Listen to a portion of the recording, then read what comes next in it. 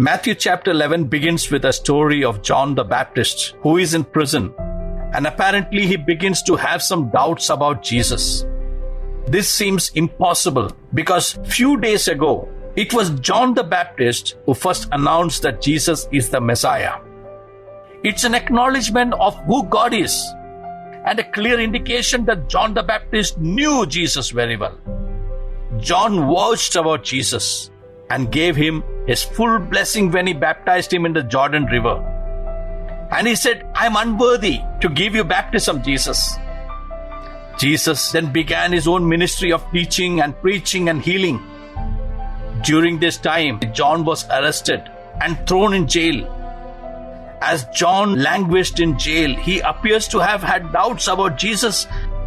He was wondering, is Jesus truly the Messiah? He sent some of his disciples to Jesus in Matthew chapter 11, verse 3. He comes with a question, "Are you the coming one, or do we look for another one?" We can take comfort in the fact that John had some moments of doubt, because Jesus said John the Baptist was the greatest man ever born of a woman. If the greatest man who ever lived had his moment of doubt, don't be surprised when you and me have our moments of doubt too. The important thing is that we don't let our doubts sideline us. Doubt is not the same as unbelief. Doubt is uncertainty. It's an area where you're tossed between belief and unbelief, where nothing is decided and nothing is committed to, and you are in that confusion. That's why doubt is so damaging. It sidelines many of us. It holds us back completely. It pauses us. It paralyzes us. It completely stops us from moving forward in life. It's like a boss who hired an employee. This employee seemed to be a pretty good employee in most of the ways. But this boss had some doubts about this employee. He thought this man might be stealing something from the company. But this boss was not sure. He didn't have any proof or any evidence about it. But he had only doubt, he had only suspicions about it. As a result, he wasn't able to use that employee to his full potential. He was afraid to give him certain responsibilities because he did not know whether or not he would be able to trust this man. He couldn't fire him because there was no proper evidence. So they were stuck completely in a terrible situation. On the one hand, he didn't want to give him privileges that would make this man take advantage of the company. On the other hand, if he wasn't willing to let him do his job, there was no point in keeping this man on the payroll. He couldn't fire him because there was no proof. He was stuck completely. This is what exactly happens when you are clouded with doubts. It keeps the relationships on hold. It keeps your careers on hold. And if you're not careful, it will keep everything on hold indefinitely. Doubt is a disease actually. Doubt is a phobia actually. I know many Christians use this phrase of doubt. You know what they say? "I am praying about it." It's not that you're praying about it. You're tossed between the doubt and that knowledge. You're tossed between that belief and unbelief. You don't know whether to go forward. You don't know whether to stop. You're completely unable to do anything. If you don't deal with your doubts, they will imprison you. It prevents you from doing what God wants you to do with your life. So today, we're going to look at how you can prevent your doubts from holding you back. As we look at this story about John the Baptist, we will learn some lessons in how we can face the doubts and how we can resolve the doubts on our own. First of all, you need to understand about the source of your doubts. We will have to admit that our doubts are often surrounded by our problems. When things are going good, we are not likely to ask any questions rather. But when problems arise, we start asking questions. Where are you, God? Are you able to understand my problem? This is what happened to John the Baptist because he was in prison. His trials caused him to misunderstand the ministry of Jesus. Understanding is very difficult. To misunderstand, it's very easy. That's why most of the relationships are broken, because they have not taken time to understand, but they have been so hasty in misunderstanding things. So John the Baptist, he misunderstood, or rather misinterpreted the ministry of Jesus. He wondered, why would Jesus promise to set the captives free and not make an effort to get me out of jail? Maybe he is not really the Messiah. Maybe we should look for someone else. Don't you think that many couples get married believing they have found God's ideal partner for them? A couple of years later, when financial problems arise, the differences in their temperaments create that conflict in their lives, and certain expectations are not met. They sometimes begin to wonder, did I make a mistake in this marriage? In the decision of marrying this person? Did I marry the wrong person? In ministry, you began to work with that high hope and that unlimited enthusiasm and that vigor and that zeal. And after a few months, that disappointments turn to you completely. And you find the results are not as you expected it to be. Results are totally different. People you work with don't always agree with your ideas sometimes. Sometimes your motives are even questioned, and your methods are even criticized. And these things makes you wonder, did I miss something? Did I get ahead of God's plan for me? Am I in the wrong ministry? I was a part of a good church. I was having a wonderful pastor who was encouraging me. That was the moment when I heard my God telling me, I want you to plant a church. Not just once, many times. It was so difficult for me because I had to go and tell this to the pastor and my dear people, I am going to plant a church. I am not going to continue in that church. It was such a tough moment. I struggled for about 6 months. In the meanwhile, I received a lot of prophecies and emails and words from different sources that God wants me to plant a church. And after a few months, I planted a church. The moment I started church, I thought everything would be all right. I thought people would gush into my church. It was not easy experience. And then came moments where many people started asking, Pastor, did you make a mistake in starting this church? Did you truly hear from God? Did God really tell you to plant a church? You know something, it was such a tough moment for me to keep on telling everybody that I have a document which goes up to 5 pages approximately, where I have written down why did I plant this church. It was not an easy moment. You might have the tremendous great faith that God has spoken to you, but in the interim process, when you go through the crisis, many people will come and ask you, are you really sure that you made the right decision? It's not easy. Many times your doubts are the real issue.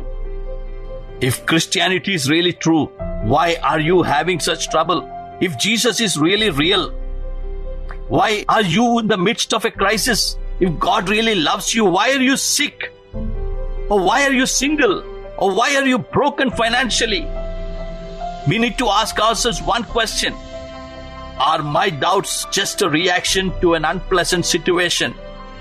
My doubts can be so much bigger and bigger if I had been entangled in that unpleasant situation. But every time I was haunted by a doubt, I went back to the document and read it out and said, oh my God, you spoke to me and I am here. Another source of John's doubt, it may have been because he had that unfulfilled expectations. He did not come to set up his kingdom on earth.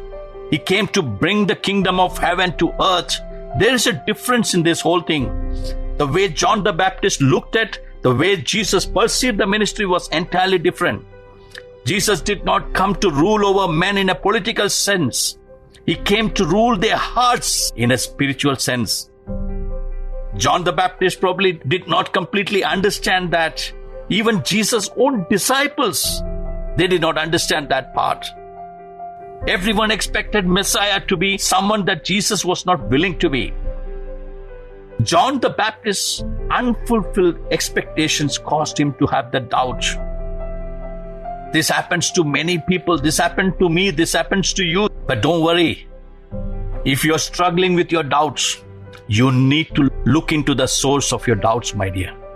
Maybe your doubts are caused by unrealistic expectations. Are you having doubts because you got problems? God never promised you that you would never have problems. Are you having doubts because you're not getting the results you want? I want to let you know God never promised you would always get perfect results.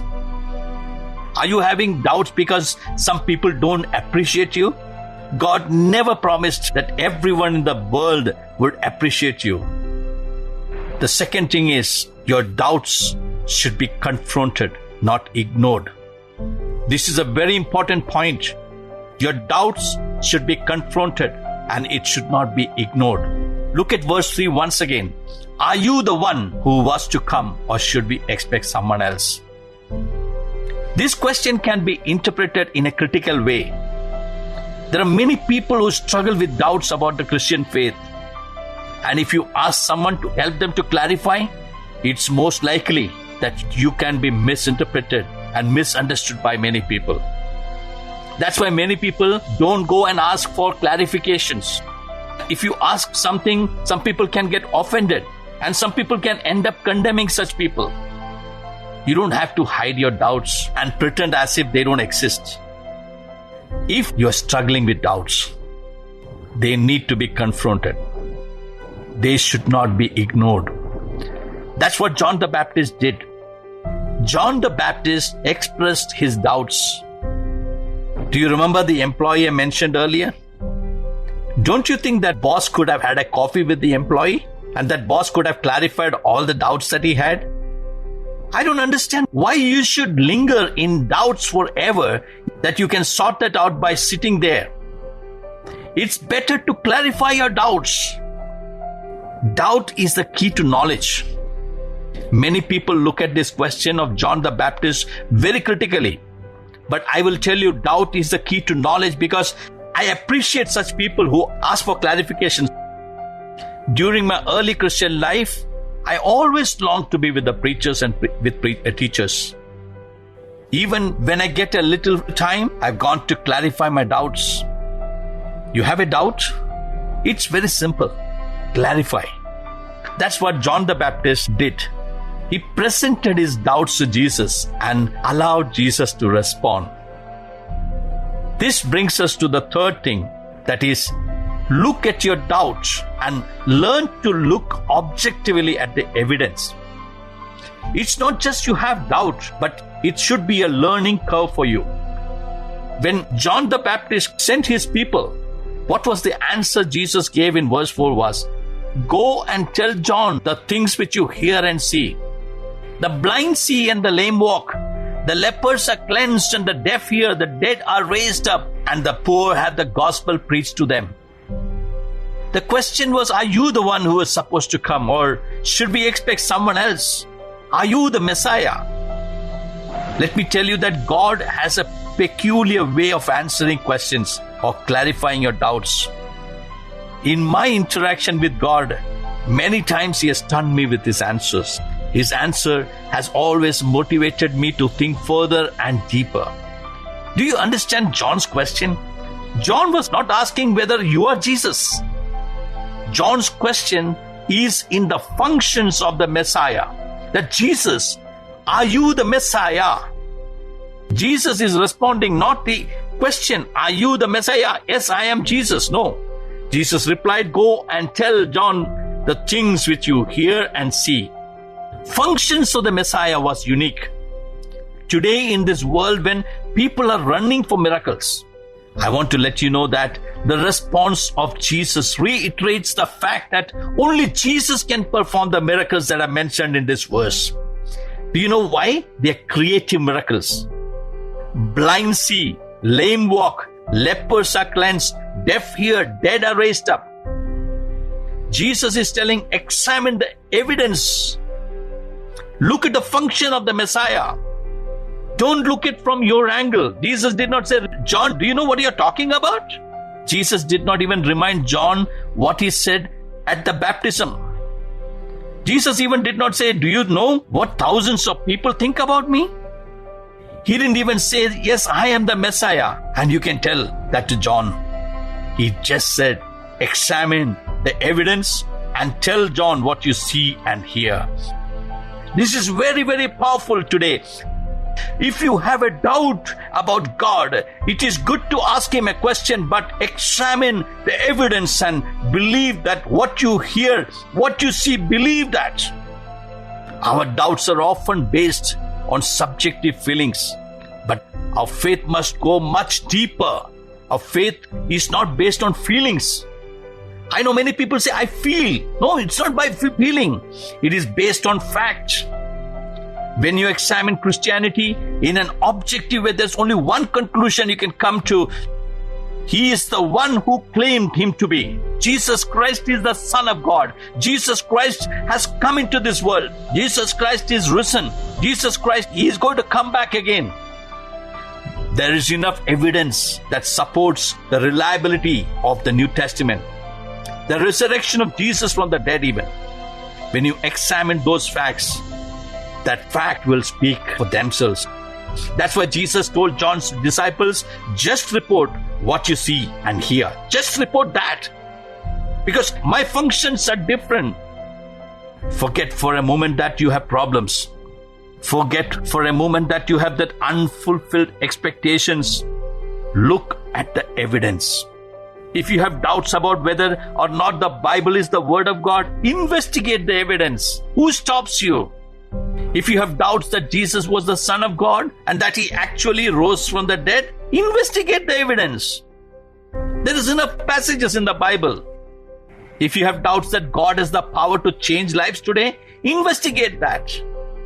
If you have doubts whether it is enough for you with the confession of faith that your parents have given or made at the time of your baptism when you were a small child, go and study what the Bible teaches about water baptism. Don't stop. Don't keep the doubts.